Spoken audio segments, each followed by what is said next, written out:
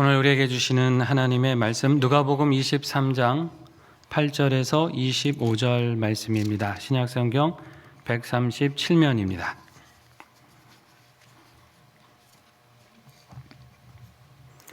누가복음 23장 8절에서 25절 말씀 한 절씩 교독하시겠습니다. 헤롯이 예수를 보고 매우 기뻐하니 이는 그의 소문을 들었으므로 보고자 한 지 오래였고 또한 무엇이나 이적 행하심을 볼까 바랐던 연고로라. 대제사장들과 서기관들이 서서 힘써 고발하더라.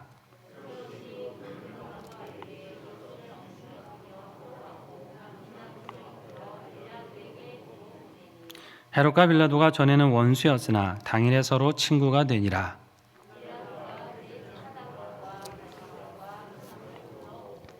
이르되 너희가 이 사람이 백성을 미혹하는 자라 하여 내게 끌고 왔도다.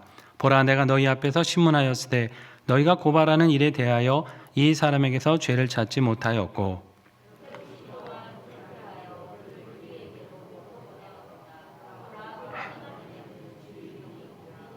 그러므로 때려서 놓겠노라.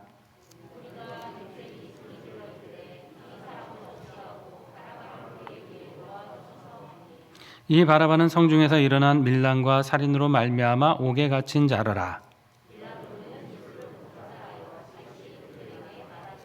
그들은 소리질러 이르되 그를 십자가에 못 박게 하소서, 십자가에 못 박게 하소서 하는지라.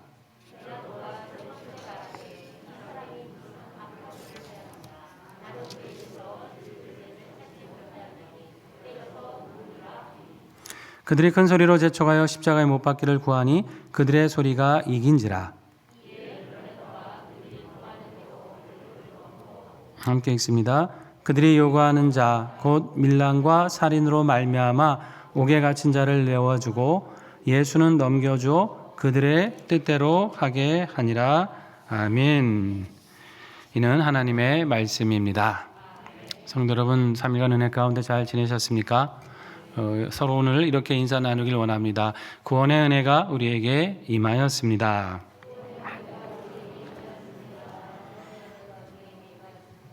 누가 주신 구원입니까? 예수 그리스도께서 고난당하심으로 우리에게 주신 놀라운 은혜입니다. 이 은혜 기억하시고 우리 주님을 더 사랑하는 그 믿음을 결단하는 시간으로 보내시기를 축복합니다.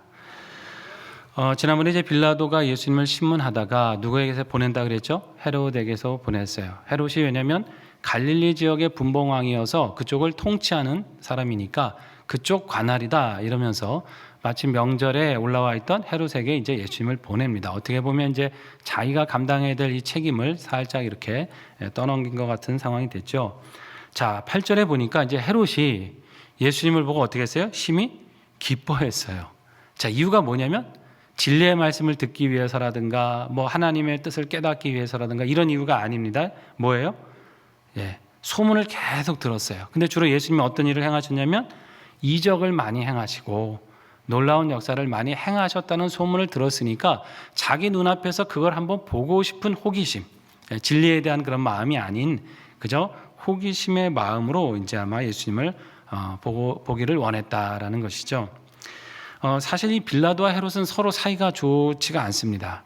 그도 그럴 것이 한 지역을 나눠서 밑에는 총독, 저 위쪽은 분봉왕, 이러니까 서로 누가 더 영향력이 있는가, 소위 누가 더 정말 이렇게 이 지역을 제대로 다스리는 권위를 갖고 있는가, 이제 이런 거 가지고 서로 이제 경쟁을 하게 되는 거죠. 신경전도 많았고 빌라도의 성격 자체는 굉장히 좀 음흉하고 정치적인 사람으로 알려져 있고요. 헤롯도 굉장히 복잡한 성격의 소유자입니다. 헤롯 잘 아시죠? 누구를 못 베어 죽였다 그랬잖아요. 세례 요한. 세례 요한의 설교를 들을 때 찔리고 괴로워했어요. 달게 들었어요. 근데 회개는 또 안 했어요. 그래서 감옥에 가뒀죠. 죽이진 못해요. 왜냐하면 또 그 선지자로 여겼고 또 자기가 어쨌든 찔리면서도 또 달게 그 말씀을 들었단 말이에요. 그렇지만 또 사람들의 이목과 눈치 때문에 어떻게 돼요? 세례 요한을 결국 못 베어 죽이는, 어떻게 보면 참 연구 대상이죠. 굉장히 성격이 좀 복잡한 내면을 가지고 있는 사람이 이 헤롯이었다라고 볼 수가 있죠. 자, 그러니까 이제 사이가 좋지는 않았으나 어쨌든 이제 양쪽의 지역을 나눠서 다스리다 보니까 빌라도에게 이제 헤롯에게 보냈고, 헤롯은 이제 호기심 가득한 모습으로 이제 그러지 않았겠어요? 자기가 분명히 세례요한을 죽였는데 그와 똑같은, 아니 그보다 더 능력을 많이 행하는 사람이 있다고 하고, 어떤 사람들은 세례요한이 다시 살아난 거 아니냐, 뭐 이런 얘기까지 하니까 헤롯 입장에서는 굉장히 예수님이 좀 궁금했던 것 같습니다. 그래서 막 이것저것 물어봅니다. 9절에 예수님 어떻게 하세요? 아무 말도 대답하지 않으셨다. 빌라도하고는 그래도 말을 좀 주고 받으셨어요. 빌라도가 뭐 유대인의 왕이냐, 뭐 네가 말했다, 이제 이렇게 예수님이 빌라도와 대화하시는 장면은 좀 있었는데, 헤롯에게는 뭐 별로 그렇게, 왜냐면 굳이 헤롯과 말을 섞으실 이유도 없고 예수님의 관심 밖의 인물이었다라고 볼 수 있었던 거죠. 자, 그런데 이 와중에 굉장히 힘쓰고 애쓰는 사람들이 있었습니다. 누굽니까? 10절에 대제사장들과 서기관들이. 자, 서서 고발하는데 그냥 고발 안 하고 어떻게 했어요? 힘써서 고발을 했어요. 힘써서. 참 열심히 있는데 나쁜 일에 열심이었다는 것이죠. 자, 빌라도 앞에서 이 사람들이 고발을 했습니다. 이렇게 백성을 미혹하고 세금 바치는 걸 금하고 자기가 왕이라 그랬다, 이렇게 고발했던 그들이 똑같은 아마 같은 내용을 가지고 지금 이제 헤롯 앞에서 막 힘써서 고발을 한 거예요. 어느 시대나 그렇지만 여러분, 악한 사람들은요 악을 행하는데 굉장히 열심히입니다. 악을 행하는데 적당히 행하는 사람 보셨어요? 게으르게 악한 짓 하는 사람 보셨어요? 아니에요. 되게 보면 믿음의 사람이나 선한 사람들은 그렇게 막 열심으로 막 그렇게 나타내지 않는데, 악한 일을 계획하고 행하는 사람은 굉장히 치밀하고 극렬하고 아주 적극적으로 악을 행합니다. 포기하는 법이 없어요. 안 되면 다른 길을 뚫어서라도 악을 행하는 거죠. 그러니까 여러분, 어떻게 보면 그러다 보니까 세상이 마치 악한 사람들만 가득한 것 같아요. 어떤 뭐 우리가 사회에서 정치적인 이슈나 어떤 사회적인 이슈가 있으면 막 악한 사람들은 막 인터넷 댓글도 막 심하게 막 달고 거친 말 쓰고 막 목소리를 높이고, 반면에 좀 선한 사람들, 뭔가 이렇게 좀 중간에서 좋은 길을 찾으려는 사람들은 상대적으로 이렇게 거칠지 않고 이렇게 하니까 굉장히 좀 소극적으로 보이고, 그건 마치 세상은 악한 사람들이 다 자기 마음대로 하는 것 같고 꼭 악이 이기는 것 같을 때가 있잖아요. 그렇기 때문에 이 갈수록 세상이 그렇기 때문에 믿음의 사람들도요 때로는 목소리를 내야 될 때는 내야 된다고 하는 것이에요. 물론 우리가 하나님께서 이루어 주시도록 먼저 기도해야죠. 그게 뭐 우선인 건 당연해요. 하나님께서 이 땅의 정치, 이 땅의 사회 악하게 가지 아니하고 하나님의 뜻대로 선하게 갈 수 있도록 최선을 다해 기도해야 되는 거 맞습니다. 동시에 우리가 각자의 위치에서 어떤 목소리를 내야 하고 선한 소리를 내야 될 때는 또 소리를 내야 하는 거예요. 안 그러면 악한 사람들이 세상이 되는 거죠. 기세 등등하게 자기들 뜻대로 세상이 되는 줄 알고 더 오만 방자하게 행하게 된다는 것입니다. 오히려 그건 잘못이다, 그건 아니다, 그러니까 악플이 달리면 선플도 달고 바른 얘기를 할 수 있는 어떠한 그런 노력도 우리 믿음의 사람들은 필요하다.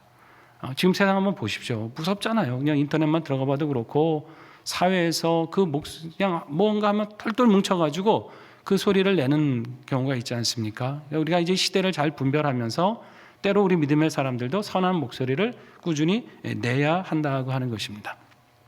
자, 이렇게 열심히 고발을 했는데 11절 보면, 자, 뭐 성립이 안 된 거죠. 헤롯이 볼 때도 이게 무슨 뭐 정치적으로 재판할 말이 아니니까 예수님을 어떻게 하냐면 업신여기고 희롱하고 빛난 옷을 입혀서 다시 누구에게로요? 빌라도에게로 보냅니다. 이 헤롯도 보면 보세요. 여기 예수님을 존중하거나 진지하게 대하는 면이 있습니까? 전혀 없잖아요. 업신여겼어요. 그리고 희롱했어요. 그리고 빛난 옷을 입혔다. 이게 뭐 존중해서 빛난 옷을 입혀준 거예요? 조롱하는 거죠. 당신이 왕이냐? 그럼 이런 옷 입어봐라. 왕 노릇해라. 하는 식으로 지금 조롱하는 거예요. 아니, 그래도 어쨌든 왕이면, 분봉왕이라고 하더라도 왕이잖아요. 그 한 지역의 지도자면은 재판정에 왔으면 시시비비를 가려줄 거 아닙니까? 듣고 그럼 죄가 있다 라든지, 아니면 죄가 없으면 이 사람은 죄가 없다, 무슨 소리냐, 놓아줘라, 이렇게 정의를 행하라고 재판장이 있고 지도자가 있는 거 아닙니까? 그런데 정의를 행해야 될 그 자리에서 뭐예요? 그냥 조롱하는 거예요. 사람 눈치를 보니까 이게 뭐 큰 잘못은 아니고 죽을 죄는 아닌데 또 사람들을 좀 만족시켜야 되겠거든. 그러니까 어떻게 해요? 희롱하고 조롱하면서 예수님에게 모욕을 갖다 주는, 이건 지도자로서는 완전히 할 일이 아니잖아요. 자기가 재판관으로서는 도저히 일어날 수 없는 일을 하고 있다는 것이에요. 빌라도도 마찬가지. 어떻게 보면 헤롯은 좀 더한 인물인 것 같죠. 자, 이렇게 해서 다시 왔더니 12절 보십시오. 두 사람이 전에는 뭐였어요? 원수. 그렇죠. 서로가 앙숙인데 당일에 뭐가 돼요? 친구. 이 약한 사람들 특징이 하나가 또 그거잖아요. 서로 싸우다가도 나쁜 일에 하나가 될 땐 또 아주 한 마음이 돼요. 선한 사람을 대적할 때는 또 똘똘 뭉쳐요. 그렇지 않습니까? 이게 또 악의 특징 중에 하나입니다. 악한 사람들끼리 자기들끼리 사이가 안 좋아요. 사실은 좋을 리가 없는데 뭔가 선한 일을 대적하고 뭔가 악을 도모해서 무엇을 무너뜨리려 할 때는 굉장히 또 하나가 되는 이해관계가 맞으면 서로 이렇게 주어주면서 하나 되고 정치적으로 나쁜 일을 함께하는 이게 또 악의 특징이다. 참 우리 믿음의 사람들이 깨어서 살아야 될 시대가 정말 더 왔다고 하는 것이에요. 예수님 시대도 그렇고 지금의 시대도 마찬가지라고 하는 것입니다. 자, 그런데 가만히 보면 두 사람이 뭐 그렇게 왔다 갔다 하면서 예수님을 신문했지만, 자, 죄가 밝혀진 게 있습니까? 없습니까? 없잖아요. 결국 두 사람의 행동으로 인해서 예수님은 무죄라는 게 증명이 되는 거잖아요. 자, 갈릴리 왕과 유대 총독이 각각 그 자기의 권위로 다 신문을 해봤는데 죄상이 밝혀지지 않았습니다. 결국 예수님은 무죄였다는 것이 증명되고 말았다는 것이에요. 자, 그런데 이제 문제가 뭐냐? 자, 그 이제 13절부터 나오는 얘기입니다. 빌라도가 사람들을 모읍니다. 관리, 제사장, 백성까지도 다 모았어요. 그러면서 14절에 뭐라고 하냐면, 자, 너희가 이 사람을 미혹한다고 해서 끌고는 왔는데 내가 신문을 했지만은 그 고발하는 건에 대해서는 아무런 죄를 찾지 못하였다. 헤롯도 결국은 똑같은 상황에서 우리에게 다시 보내지 않았느냐. 자, 이 얘기를 하고 있는 겁니다. 자, 그러면 빌라도는 예수님을 유죄라고 생각한 겁니까? 무죄라고 생각한 겁니까? 무죄라고 생각하고 있었다라고 하는 것이에요. 자, 그러면 그냥 무죄 판결하면 되는 거잖아요. 그게 자기 권한이에요. 재판장이니까. 이 사람은 내가 보니까 죄가 없다 하고 무죄 방면하면 되는데, 자, 여기서 이제 법정에서 입증할 수 있는 증거도 없고 아무런 증인도 성립이 안 되는데, 그러면서 뭐라고 하냐면, 자, 너희가 내게로 이 사람을 끌고 왔다 그러는 거예요. 14절에. 그렇죠? 너희가 내게로 끌고 왔다. 그러니까 너희가 무고하게 고발을 했다. 자, 이것까지는 제대로 판결을 하고 있는 거예요. 그러니까 무죄라고 생각을 하는 건데, 그리고 헤롯도 끌어들였어요. 자, 나만 그렇게 생각한 게 아니라 헤롯도 그렇게 생각하지 않았냐.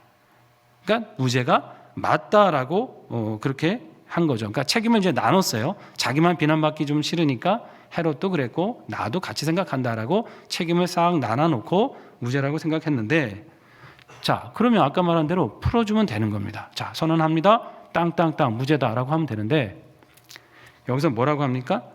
16절에 때려서 놓겠노라 그랬어요. 15절 말미에 분명히 그가 행한 일에는 죽일 일이 없다라고 무죄라고 분명히 생각을 했고 판단을 했는데 그냥 풀어주지 않고 때려서 놓겠다 그랬습니다. 정당한 겁니까? 이거는 비겁한 겁니까? 이건 비겁한 거죠. 어떤 법정에서 무죄인데 때려서 놓습니까? 그게 말이 돼요? 가둘 만큼은 아니고 뭐 맞을 만큼 죄졌다 뭐 이런 겁니까? 이게 지금 여기서는 그런 상황이 아니에요. 분명히 죽을 사람이라고 고발을 했고, 그러면 죽을 죄가 드러나지 않으면 무죄로 풀어주는 게 맞습니다. 그런데 비겁하게 뭐라 그러냐면, 무죄는 맞는데 좀 때려서 놓겠다. 이거는 지금 누구를 만족시키려고 하는 거예요? 군중들, 대제사장들, 고발한 사람들. 무죄는 맞는데 가만히 보니까 너희들이 좀 뭔가 좀 마음이 좀 심사가 안 좋은 것 같고, 이렇게 이 사람에 대해서 시기하고 고발하고 뭔가 그냥 풀어주면 괜히 또 소동을 일으키거나 나를 비난할 것 같으니 내가 좀 때려서 보낼 테니까 그 정도로 너희가 화를 풀면 어떻겠느냐. 지금 이런 얘기 아닙니까?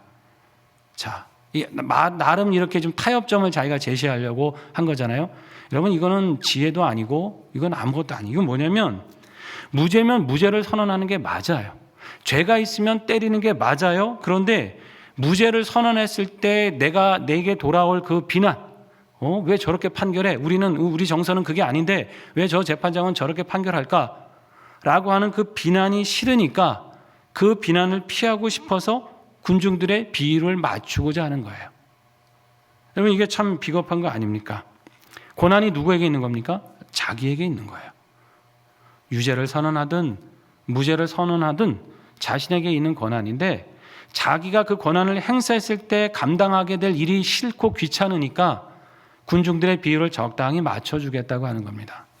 여러분, 이런 재판이 어디 있어요? 어느 판사가 법정에서 무죄냐 유죄냐를 판단하는데 무죄인 건 맞다. 그렇지만 이제 고발한 사람들, 당신들 기분을 생각해서 이 사람에게 좀 벌금형을 내리겠다. 한 3일 정도 금고형을 내리겠다. 이런 선언이 어디 있냐고요. 그런 건 있을 수 없잖아요. 유죄와 무죄를 가리고 거기에 따라 처결하는 거지. 자, 지금 빌라도는 굉장히 이렇게 잘못된 판단, 비겁함으로 자기가 행해야 될 정의를 직무유기를 하고 있었다, 이런 것입니다. 자, 그리고 이제 17절에 이제 없음 이렇게 갖고 되지만 이게 내용이 뭡니까? 생략된 내용이 그거잖아요.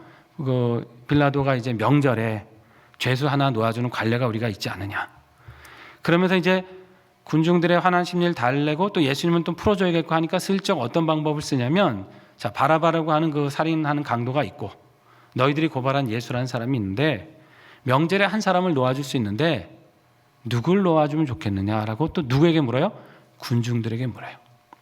자기가 사면하면 돼요. 그런데 또 이것도 누구에게 묻냐면 군중들한테 물어요. 어느 대통령이 죄수 석방하면서 군중들한테 물어가면서 그 석방을 합니까? 이것도 아니잖아요. 그러니까 지금 보면 자기가 해야 될 거를 자꾸 이렇게 그 군중들에게 밀어서 비난을 면하고 하는 비겁한 면을 자꾸 보이는 것이죠.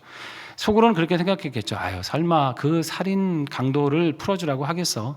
그래도 죄가 없는 그 예수를 풀어주라고 분명히 말하겠지. 그러면 그거에 의해서 풀어주면 이 문제 쉽게 결론 내릴 수 있을 거야. 매듭질 수 있을 거야. 아마 이런 생각을 했는지 모릅니다. 자, 문제가 생겼습니다. 18절에 한번 같이 읽어볼까요?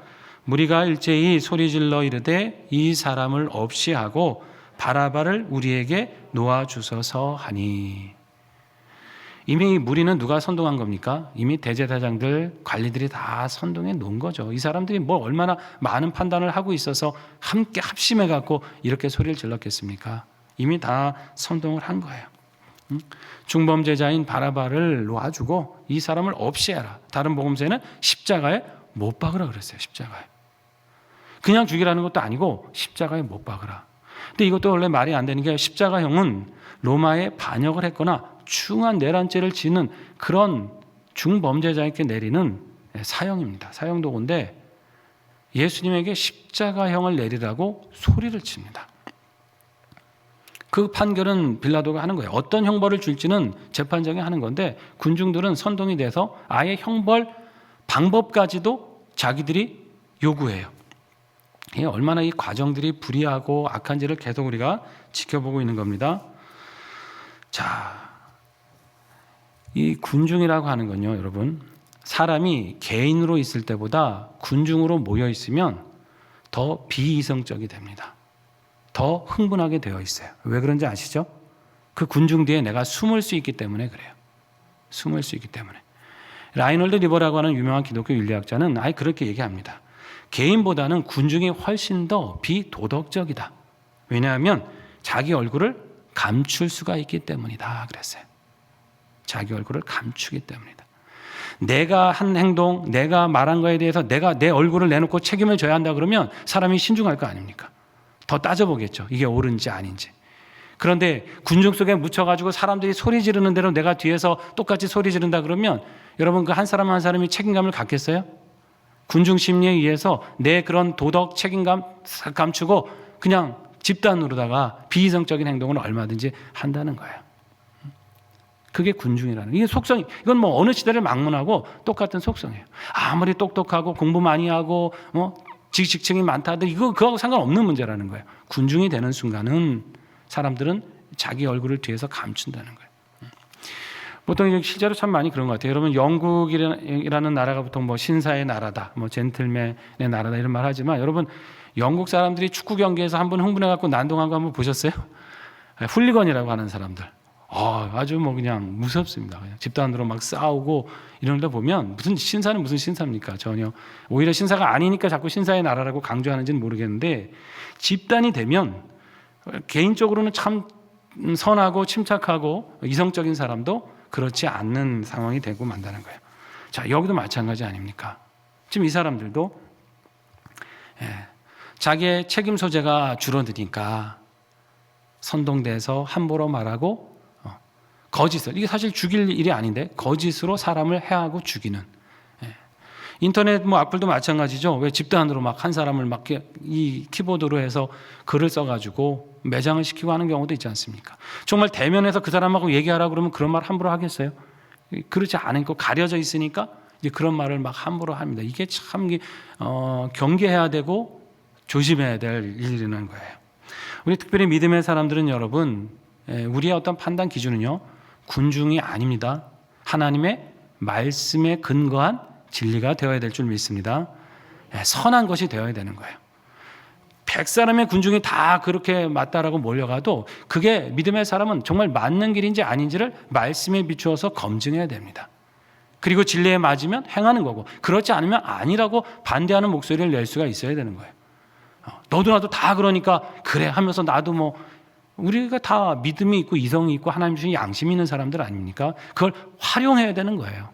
군중이 돼서 선동이 되는 건 내 이성과 양심을 남에게 맡겨놓고 내가 주체적으로 책임지지 않겠다는 거 아닙니까? 그런 무책임한 게 어디 있어요? 한 사람 한 사람은 독립된 인격이고 하나님 주신 선한 양심과, 또 우리 안에 누가 내주하고 계세요? 성령 하나님께서 내주하시잖아요. 항상 그 가치에 비추어, 말씀에 비추어 선한 양심에 따라 우리가 행동해야 된다는 것이에요. 외롭고 힘든 길일 수도 있겠죠. 그러나 믿음의 사람은 끝까지 그 길을 가는 사람입니다. 예수님도 그런 말씀했잖아요. 예인 것은 예, 아닌 것은 아니라 해라. 정확하게 그렇게 가야지. 뭐 다른 것 갖다 붙이고 변명을 하고 그럴 필요가 없다는 것이죠. 자, 결국은 빌라도가 큰 실수를 한 겁니다. 이건 자기가 판결할 그 직무인데 이거를 딱 군중들에게 넘김으로써 완전히 이제 군중들에게 압도를 당합니다. 자, 20절부터 보시면 예수를 놓고 당황했어요. 이제 빌라도가 예수 풀어줘야 되는데 바라바냐 예수냐 할 때 사람들이 막 바라바 놔달라고 예수님은 십자가에 못 박으러 하니까 정작 이제 빌라도가 당황을 해요. 그런데 말하는데 21절 보세요. 그들이 소리 질러서 십자가에 못 박으라고 합니다. 굉장히 이제 군중들이 점점점 거세지는 거예요. 자, 22절에 빌라도가 세 번째, 그러니까 빌라도도 나름 애는 쓴 거는 같아요. 세 번째, 이 사람이 무슨 악한 일을 했냐? 죽일 죄가 없다. 그래서 그냥 때려서 놓겠다. 그 정도로 너희 만족해라. 라고 이제 빌라도는 나름 그렇게 하는데, 자, 23절 보시면 어떡합니까? 큰 소리로 십자가에 못 박기를 구하니 그들의 소리가 이겼다 그랬습니다. 그들의 소리가 이긴지라. 결국 군중들이 이기고 정의를 행해야 되는 빌라도가 지금 그들에 의해서 압도당하는 상황이 되고 말았다라고 하는 겁니다. 이 빌라도가 차라리 대제당자들 따로 모아놓고 너희가 아무리 고발을 하지만 이 죄가 없다. 뭐가 있느냐? 증거가 어디 있냐? 증인들도 서로 일치하지 않지 않느냐? 그래 차라리 더 확실한 증거를 갖고 와라 하고 재판을 연기하거나 풀어주고 다시 그 상황이 됐을 때 고발하라고 그렇게 했으면 어떻게 보면 문제가 또 다르게 풀려갈 수도 있었겠죠. 그리고 아니면 또 한 사람 한 사람에게 자기 어떤 재판장의 권위를 가지고 죄가 없는데 어떻게 저기 하라고 하느냐, 다른 소리 할 거 없다, 여기서 풀어주겠다 하고 어떻게 행정적으로 그렇게 처리해 갔다면 좀 더 상황이 다르게 전개됐을지도 모르겠습니다. 그런데 이미 선동된 군중들을 상대로 올바른 판결을 아무리 하려고 해도 이게 이제 그것을 이제 이길 수 있는 상황이 안 됐다는 것이에요. 게다가 자기 스스로도 약간 비겁한 면이 있던 사람이기 때문에 굉장히 어렵게 되었다는 거죠. 여러분 이게 얼마나 아이러니합니까? 로마 사람인 빌라도는 예수님을 어떻게든 살리려고 하고 유대 사람들은 어떻게든 예수님을 죽이려고 하고 있어요. 이런 상황이 마치 이거잖아요. 일제시대 때 일본 재판장은 우리나라 독립운동한 사람을 어떻게든 살리려고 하는데 우리 국민들이 저 사람을 죽여야 된다고 죽이라고 하는 거랑 똑같은 거 아닙니까? 이게 정말 일어날 수 없는 일이 지금 이 재판장에서 일어나고 있다. 그럼 왜 그게 가능하냐? 아니 어떻게 같은 민족은 죽이라고 하고 지배하고 있는 로마 그 지배자는 살리려고 하는 이 아이러니, 그러면서도 그 악한 목소리가 이기는 일이 어떻게 일어날 수가 있겠느냐? 여러분, 이게 뭡니까? 이 군중의 소리가 단순한 군중의 소리가 아니라는 겁니다. 하나님을 대적하는 악한 죄악들의 소리라는 거예요. 악한 죄성의 소리가 이만큼 크게끔 선하신 하나님의 아들을 공격하고 그 선하신 하나님의 아들을 죽이라고 하는 그 악의 목소리가 이만큼 컸다고 하는 것입니다. 선하고 의로운 것을 싫어하는 인간의 본성, 하나님을 거역한 이후부터 어떻게든 하나님을 거역하고 그 거룩하심을 피하고 추하게 내 그 본성을 감추고 살아갈까 했던 그 악함이 지금 예수님을 십자가로 몰고 있는 것이죠. 예수님을 십자가로 죽이라는 건 단지 유대인들만의 소리가 아닌 거예요. 모든 죄악 가운데 살아가는 우리 모두의 목소리라고 하는 것입니다.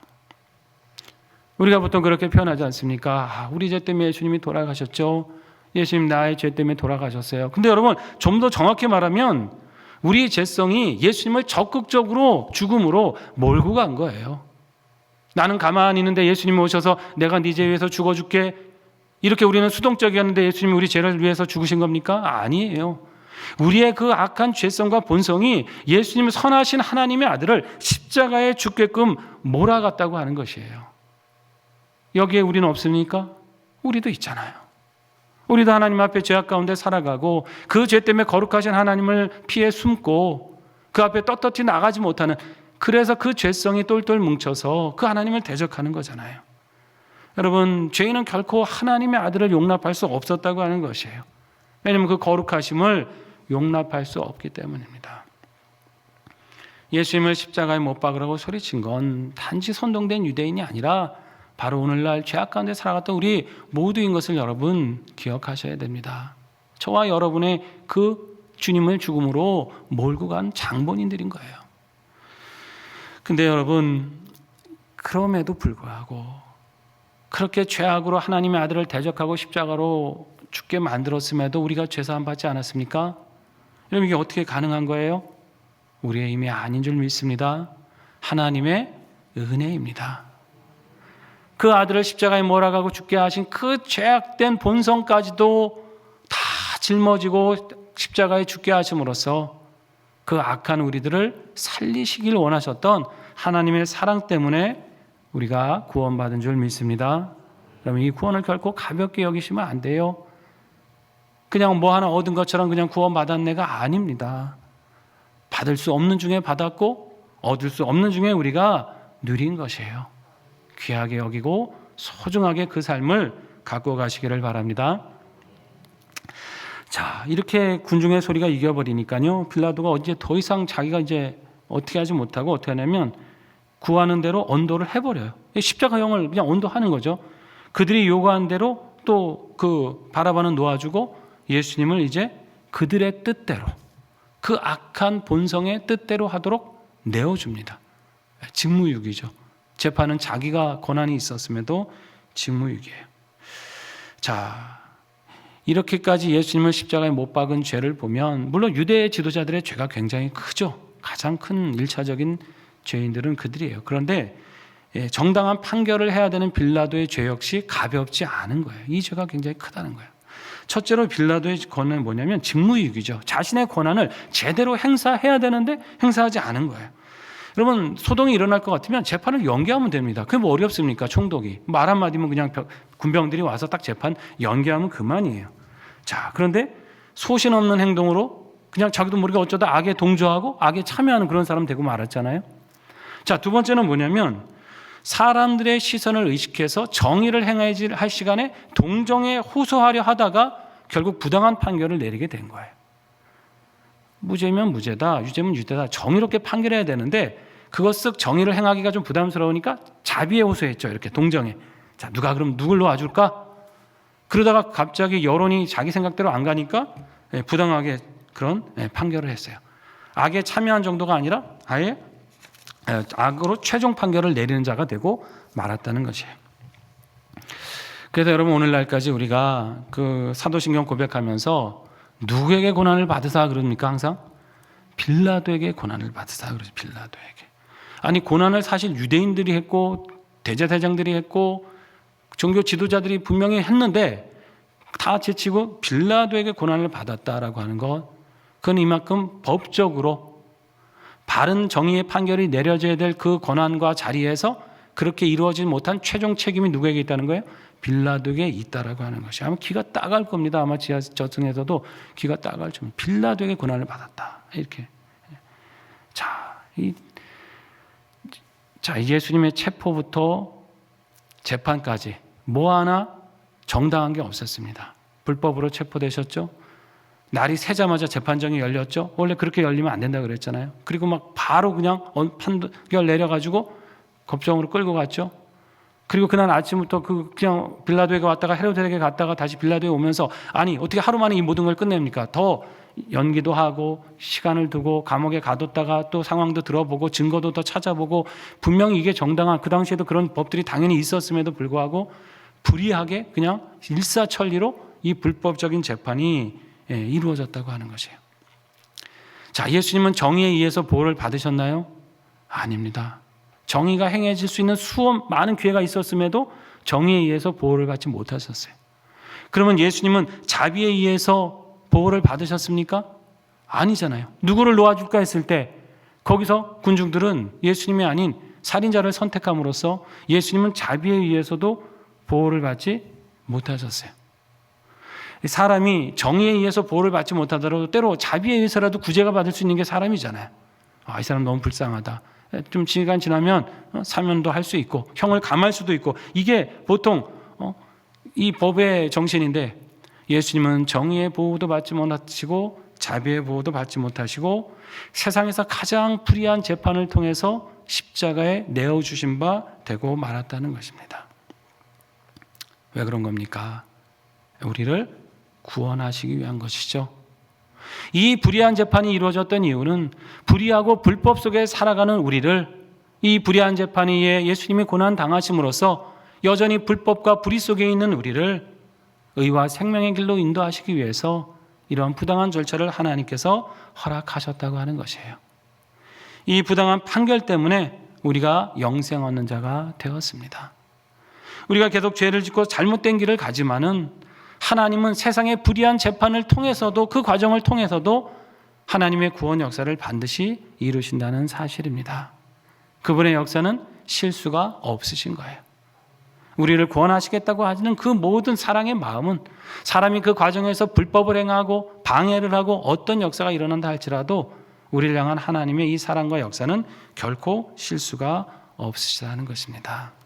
이 은혜 때문에 우리가 구원받았고 하나님의 자녀가 되었습니다.